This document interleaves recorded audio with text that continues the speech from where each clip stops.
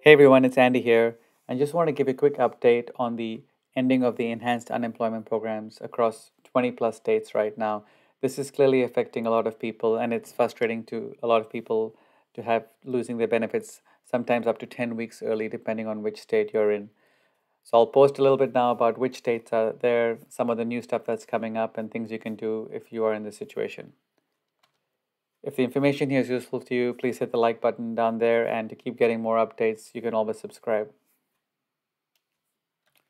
So there's been a lot in the news media, depending on the state you live in, that unemployment benefits are ending early. And the focus is on the $300 extra weekly payment under the FPUC, or the Federal Pandemic Unemployment Compensation Program. So that $300 payment is the big one because that's adding a lot to people's traditional unemployment, whether it's through state programs or through the PUA or the PEUC program. But because of the logic that a lot of states are saying that people are not going back to work due to these enhanced unemployment benefits, and they're having a lot of job openings, but they're not seeing people go back because a lot of those jobs, frankly, do pay minimum wage, and if you add up the $300 plus the traditional unemployment, that can actually be in many states more than the minimum wage. So this dilemma has pushed a lot of governors, and it's mainly Republican states. There's little doubt about that because they're more business friendly, and part of it's also very political. The unemployment was extended to September by the Biden administration. So there is definitely a political aspect to this. But you can see from this map here, and I'll show you some more details shortly. But these are the states sort of that are ending it right now as of mid-May. I suspect this is probably going to be the main list. I do think Florida, maybe Virginia, some of the other states there could come into it as well. But it's definitely a political divide between Democrats and Republicans for the most part. And these benefits are now going to be ending pretty soon. The governors have already instructed their state departments to do this. It's completely legal and nothing much you can do about it except prepare for what's going to happen next. But it is important to understand that there are three or four broad unemployment programs. One is this $300 extra weekly payment. One is the Pandemic Unemployment Assistance, PUA, for those freelancers and gig workers who will get hit the hardest. And I'll talk about that towards the end here as well. And then there's a PEUC, Pandemic Emergency Unemployment Compensation, that is for the extending the traditional unemployment. And you'll see a link here for a video I talked about these different programs. But all these programs are slightly different and ending, not all states are ending all of them. So that is some good news. You'll see here a list of all the states that I've put together, and I'll post a link in the description, which I do talk about in a lot of detail, every state that's ending and what the date they're ending.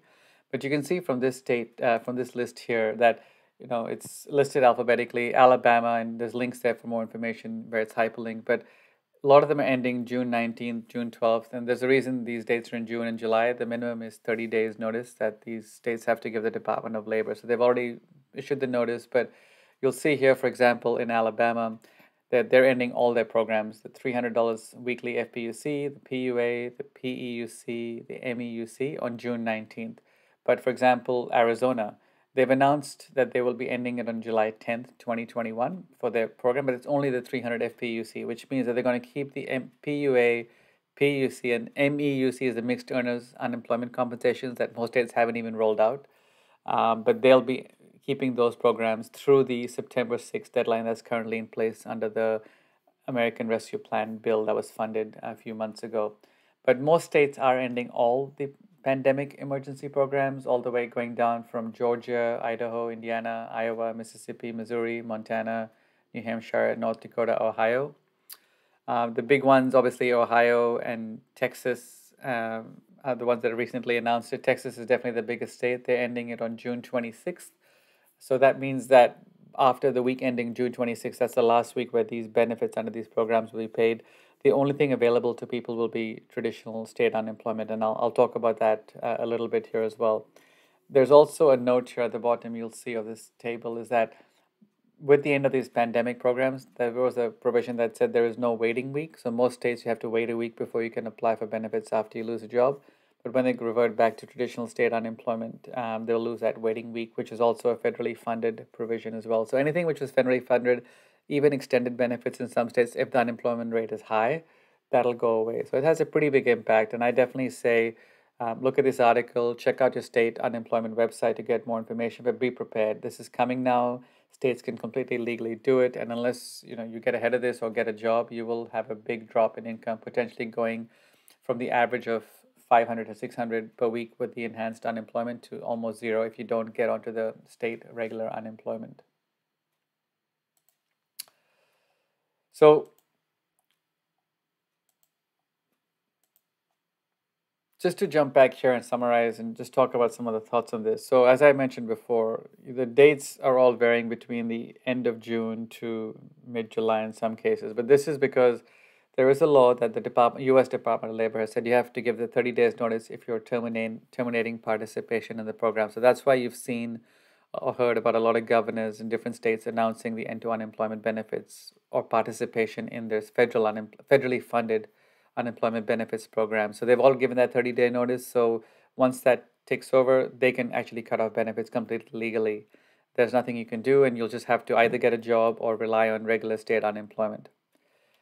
The challenge with the regular state unemployment, and why these federally funded pandemic programs was put in place is that there were a whole bunch of claimants, namely those in the PUA program, freelancers, gig workers, who did not get W-2 or salaried income.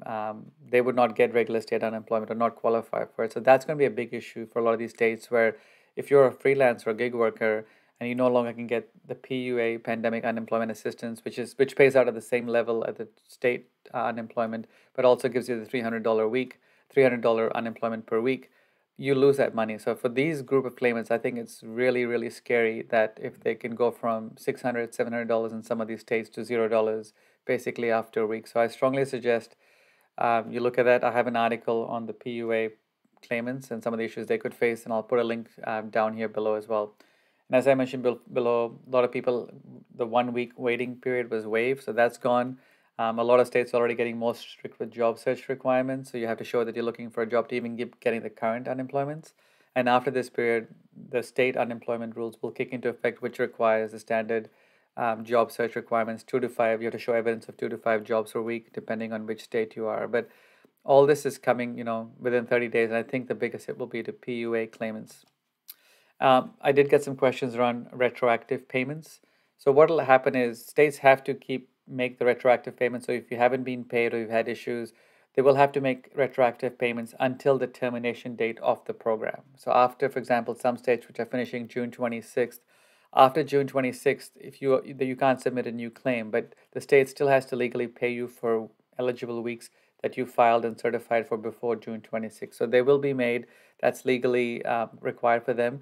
But if you forgot to file or you didn't put in certification after the state terminates participation in these programs, they won't be able to go back and make retroactive payments for new claims or claims that were not valid at a certain point. So you have to be really careful about this. So my recommendation is definitely push over the next few weeks if your state is terminating the benefits to get caught up and made whole on all your retroactive payments, because those could be at risk if you wait after the termination date. Anyway, I'm going to put more information in the links below. I hope this information was useful to you. I'll keep posting updates. And as always, if this information is useful to you, hit the like or subscribe button. Thanks. Bye.